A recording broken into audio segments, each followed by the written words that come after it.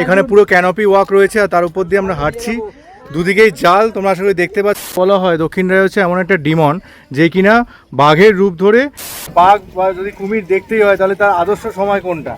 একমাত্র আদর্শ সময় হলো শীতকাল। হ্যালো বন্ধুরা, আমি রাজ আর তোমরা দেখছো আমার চ্যানেল অ্যানিম্যাট 2.0। তো আজকে কিন্তু ডে 2 অফ সুন্দরবন ব্লগ। আজকে আমরা যাচ্ছি প্রথমে সজনেখালি ওয়াচ টাওয়ার থেকে পারমিশন করাবে এরা, ওখান থেকে গাইড, সরকারি গাইড নেব, আর তারপরে এই পুরো রিজার্ভ ফরেস্টটা যেটা রয়েছে সেটা ঘুরে ঘুরে দেখবো। তো দেখা যাক দক্ষিণ রায়ের দর্শন পাই কিনা আমরা। তাহলে সবাই একবার হাই করে দাও ক্যামেরায়। চলো সঙ্গে থাকো, ক্যামেরার পর্দায় চোখ রাখো, আরো দেখা হচ্ছে তোমাদের সাথে। বন্ধুগণ, আমরা যে রিসর্টটায় উঠেছি তার নাম হচ্ছে সুন্দরবন সংযোগ ম্যানগ্রোভ রিসর্ট। এখানে আমরা ডে 1 কালকে রাত কাটিয়েছি, আর আজকে ডে 2 শুরু হচ্ছে সুন্দরবন ব্লগের। ছোট্ট করে দেখিয়ে দিই যে ঘরটা আমাদের অ্যালোকেট করা হয়েছিল। দুটো ডাবল বেড ছিল। বাথরুমটা একটু দেখিয়ে দিচ্ছি। এমনিতেও বাথরুম দেখাতে আমি খুব একটা পছন্দ করি না ভিডিওতে, কিন্তু বাথরুমটা নিট অ্যান্ড ক্লিন ছিল তাই দেখিয়ে দিলাম। চলো তোমরা আশা করি দেখতে পেলে রুমটা কীরকম ছিল। এবারে ট্যুর শুরু করার পালা। আজকে সুন্দরবনের দ্বিতীয় দিন। তো আজকের আমাদের ডেস্টিনেশন থাকছে সজনেখালি। কালকে তো করিয়ে দিয়েছি। আজকে কী কী থাকছে, সজনেখালি আপনাদের নামতে হবে না, বোটে বসে থাকবেন, আমাদের ছেলেরা নিচে যাবে, পারমিশন ইস্যু করবে। যদি গাইড অ্যাভেলেবেল থাকে তাহলে গাইড নিচ্ছে, যদি না থাকে তাহলে আমার ছেলেরাই গাইড করে দেবে। আজকে থাকছে জঙ্গল সারাদিন। সুন্দরখালি থাকছে বনবিবরণী, পীরখালি, গাজীখালি, চোরাগাছি হয়ে দোবাকি হয়ে পঞ্চমুখানি হয়ে ব্যাক। যে হোটেলে ছিলেন সেই হোটেলে আজকে আপনাদের আবার নাইট স্টে।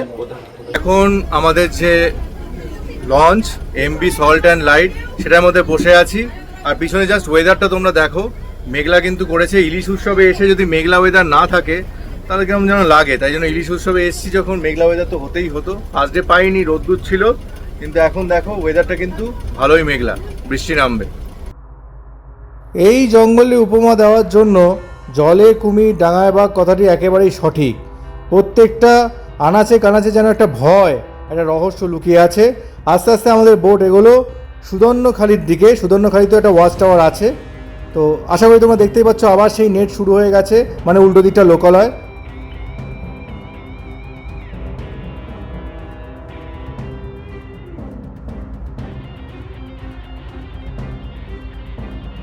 সমস্যা পড়ে যেতে হবে। বাক্স দেবো? হ্যাঁ দিয়ে দিন, বাক্স দিয়ে দিন।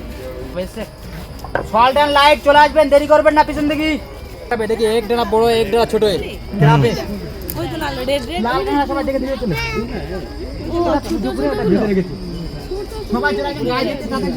দেখো একটা দ্বারা বড়। কোনটা সুন্দরী গাছ? হ্যাঁ, রুট বাটার রুট আছে, দেখুন রুট বাটার রুট আছে, এইগুলো রুট আছে, বাটার রুট আছে। এই রুটগুলো দেখুন, সাইডে যে রুটগুলো সেগুলো রুট আছে। এটা সুন্দর, এই গাছের নাম থেকে সুন্দরবন নামটা আসছে, সুন্দরী গাছ থেকে। বাটার রুট আছে, দেখুন সাইমুল গাছ, কোনো বাটার মানে প্রজাপতির মতন যে রুটগুলো আছে, সাইডে যে রুটগুলো, রুটের বাটার কিন্তু সাইমুল তো থাকবে। সাইমুল দেখাচ্ছে, সেগুলো আলাদা আছে। এই তো সাইমুল সবে বেরোচ্ছে, নতুন গাছ আছে। এই তো এই দেখুন একটা বড় গাছ, এগুলো বেরিয়ে আসে।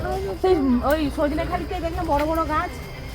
হ্যাঁ, ওগুলো সাইমুল দেখাচ্ছে, ওগুলো বড় আছে। লুকিয়ে যায় তখন বাঘের কালার ওর কালার সেম হয়ে যায়। তখন বাঘ এই হাতালবন থাকতে বেশি বন্ধ করে, আর বাঘ যখন অ্যাটাক করে এই হাতালবন থেকে বেশি অ্যাটাক করে মসজিদের উপর। আর মসজিদের উপর বুঝতে পারে হাতালবনে বাঘ থাকলে। এই যে খাঁচ কাটা এটা তো? হ্যাঁ এটাই। তাই বিষাক্ত গাছ, এর আটাটা এতটা খতরনাক, চোখে লাগলে চোখ নষ্ট হবে, গায়ে লাগলে গায়ে ঘা হতে পারে। কোনো মেডিসিন কাজ করবে না এই গাছটা, ঠিক আছে? এইটা এর পাতাও আছে, আটাটা খুব খতরনাক। এই আটাটা দেখুন, এই আটাটা দেখুন, ব্লাডের প্ল্যান বলে লেখা আছে। দেখুন এই ফুলের টাইমটা দেওয়া আছে, দেখুন জানুয়ারি আগস্ট। আর ফলের টাইমটা দেওয়া আছে নভেম্বর, সেপ্টেম্বর, নভেম্বর। হ্যাঁ, ফল ফিল্টার কেরাম বড় আছে। এই কাঁকড়াটা কি হয়, যখন জোয়ার ওঠে তখন এরা আছে খাদের মধ্যে ঢুকে গিয়ে মুখটা বন্ধ করে দেয়, কিন্তু তাহলে শ্বাসের মতো লাগে। কিন্তু এটা নাইপাফোডিক ক্যান্সার, সাইন্টিফিক নেম, গোলপাতা গাছ। হ্যাঁ, এটা আগেকার যুগে ঘরের ছামনি হিসেবে মানুষ ব্যবহার করতো। সরি স্যার, আগে তো ছামনি, হ্যাঁ ছামনি হিসেবে এইটা ব্যবহার করতে মানুষ, ঘরের ছামনি হিসেবে। এই ফলটা কিন্তু খাওয়া যায়, কিন্তু তাহলে শ্বাসের মতো লাগে। এইটা হাত দেবেন না, গাছে কোনো কিছু হাত দেবেন না, এটা হওয়ার কথা আছে।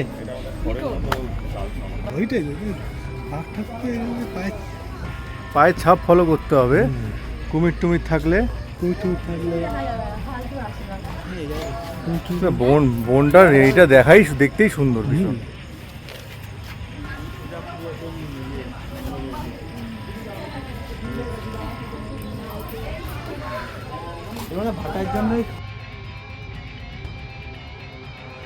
আমরা এখন সুদর্ণখালি ওয়াচ টাওয়ার থেকে পুরো পিছনের ভিউটা দেখানোর চেষ্টা করছি। কিছু তো নেই, বলেছে এখানে মিষ্টি জলের পুকুর রয়েছে এই সাইডটাতে, করে রাখা হয়েছে বন্য প্রাণীদের জন্য যাতে কিনা ওরা জল খেতে পারে, কিন্তু কিছুই এখন অবধি দেখতে পেলাম না। দু একটা উপর থেকে ফিল্টার ক্র্যাব চোখে পড়লো আর কয়েকটা দাঁড় কাক। সুদর্ণখালিকে পিছনে ফেলে আমাদের বোট এগিয়ে চললো পরের গন্তব্যের দিকে, যেটি হলো দোবাকি ভিউ পয়েন্ট। আর বলতে না বলতেই দেখো এই বৃষ্টির মরশুমে চার পকোড়া এসে হাজির। এই খাঁচ কাটা পাতাগুলো না, ওগুলো হেতাল গাছ, খেজুর গাছের পাতা মতন দেখতে। এই গাছের পাতাগুলো কেটে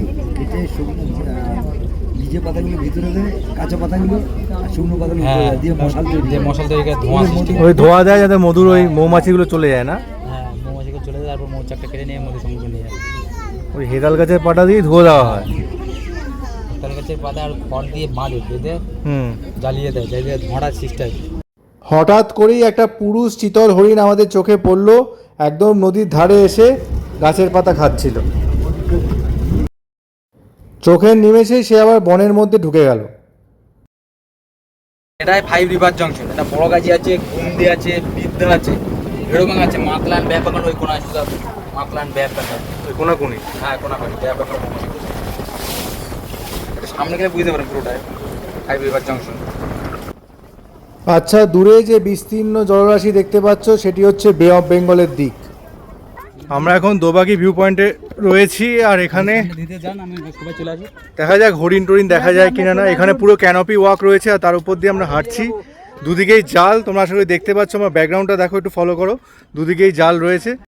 দোবাকি ভিউ পয়েন্ট যদি তোমরা শীতকালের সময় আসো তাহলে কিন্তু আরামসেই হরিণ দেখতে পাবে। এখানে হরিণ স্পট করার চান্সেস অনেক বেশি। তো গাইস, এই ক্যানোপি ওয়াকটা করে এসে, মানে দোবাকি ক্যানোপি ওয়াকের পরে একটা ছোট্ট মন্দির দেখতে পেলাম, যেখানে মা বনবেবী অধিষ্ঠাত্রী হয়ে রয়েছে আর তার সাথে দক্ষিণ রায়ও রয়েছে। আচ্ছা, দক্ষিণ রায় সম্বন্ধে বলা হয়, দক্ষিণ রায় হচ্ছে এমন একটা ডিমন যে কিনা বাঘের রূপ ধরে এই জঙ্গলে ঘুরে বেড়াচ্ছে, এবং এই জঙ্গলের বিভিন্ন যে মৎস্যজীবী আছে বা যারা কাঁকড়া ধরতে যায় কিংবা মধু সংগ্রহ করতে যায়, তারা কিন্তু এই দক্ষিণ রায়ের কবলে পড়ে এবং তাদের প্রাণ নিয়ে নেয় দক্ষিণ রায়। এটা কিন্তু এদের এখানকার বিলিফ যে ওটা একটা ডিমান, ওটা একটা রাক্ষস দক্ষিণ রায়।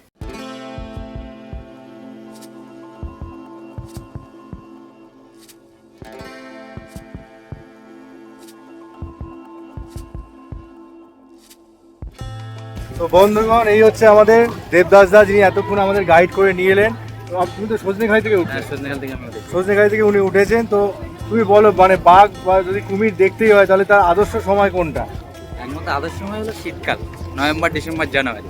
আচ্ছা, তাহলে ওই সময় এলে হ্যাঁ, মোটামুটি ওই সময় গ্যারান্টি দেখা সহকারে যায়। কুমিরের চান্স পাওয়া যেতে কুমির পারে। আর হরিণের চান্সটা বেশি থাকবে। আচ্ছা, বাঘ নাও হতে পারে। না, বাঘ হবে কিনা বলা যায়, এটা প্রাকৃতিক জিনিস। হ্যাঁ, যখন বাইরে বলে তার আগে দেখতে পাবে। তো আজকে আমরা ওই একটা দুটো হরিণ, একটা গোসাপ, এই দেখেই আর কি আমাদের সন্তুষ্ট হতে হলো। সন্ধ্যের স্ন্যাক্স ছিল কফি আর চিকেন পকোড়া। বন্ধুগণ, কি কষ্টের জীবন ভাবো। আমি দেখলাম এখানকার কিছু গ্রামবাসী মহিলা এই রাত্রিবেলা এর মধ্যে ঢুকে কাঁকড়া সংগ্রহ করছে এই টর্চের আলো জ্বালিয়ে। মানে সাপ খুব হেন না, কী থাকতে পারে এর মধ্যে ভগবান জানে, কিন্তু তার মধ্যে কত কষ্ট জীবন, কতটা স্ট্রাগেল তোমরা ভাবো। এই রাত্রিবেলা, এখন বাজে কটা, মোটামুটি প্রায় 7:30 8টা হবে, 7:45 আই গেস। তো তার মধ্যে এই রাত্রিবেলাতে কি আছে ওই জঙ্গলে আমি জানি। সাপ খোপ তো মিনিমাম থাকবে সেখানেও। এখন দেখো মিটিমিটি তোমরা আলো দেখতে পাবে, এর মধ্যে টর্চ জ্বালিয়ে ওরা কাঁকড়া সংগ্রহ করছেন। তো এই ছিল আমাদের সুন্দরবন ভ্রমণের দ্বিতীয় দিনের অভিজ্ঞতা। ভিডিওটা যদি ভালো লেগে থাকে তাহলে অতি অবশ্যই লাইক করো, বন্ধুদের সাথে শেয়ার করে দিও, আর চ্যানেলটা প্লিজ প্লিজ প্লিজ সাবস্ক্রাইব করে দিও।